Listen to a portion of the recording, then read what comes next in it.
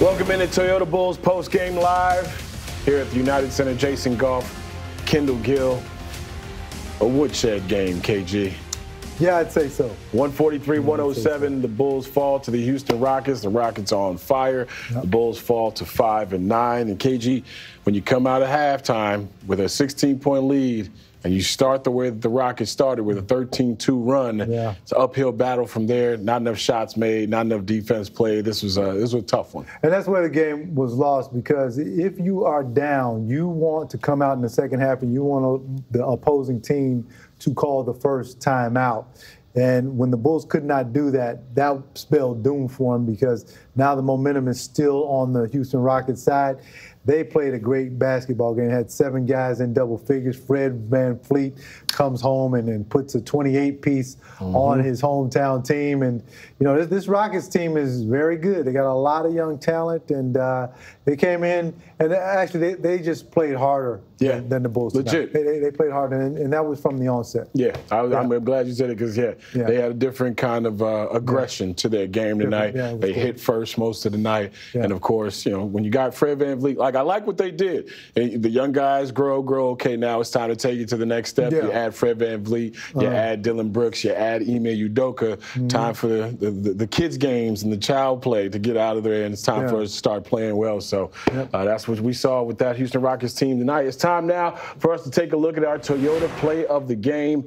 Like I mentioned, a 16-point halftime lead. The play of the game is the run that the Rockets came out on, moving the ball, being aggressive, taking shots when they were there. They weren't, this is the first time I've got a chance to watch them this year. They're not so much enamored with the three-point line. They get it wherever you're going to give it to them. No, they're not. Listen, 80 points in the paint tonight, and 32 of those points were on the fast break.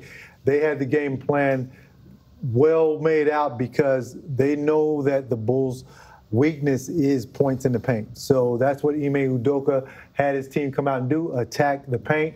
They ran great offense. The Bulls just got beat by a better team tonight. You know, can the Bulls compete with this team? Yes, but, on this specific night, this team has just won 5 in a row.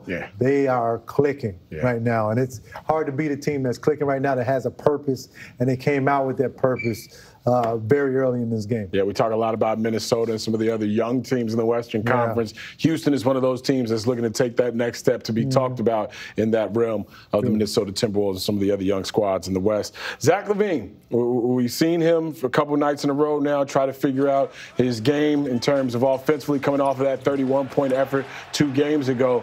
15 points in 26 minutes tonight. Only got up 9 shots and 5 rebounds. Didn't really get his rhythm going because of how far down they were for most of this game. Yeah, and it's hard to get your rhythm going when a team is beating you this bad, because the coach is going to take most of the starters out. You know that the rhythm is going to be broken.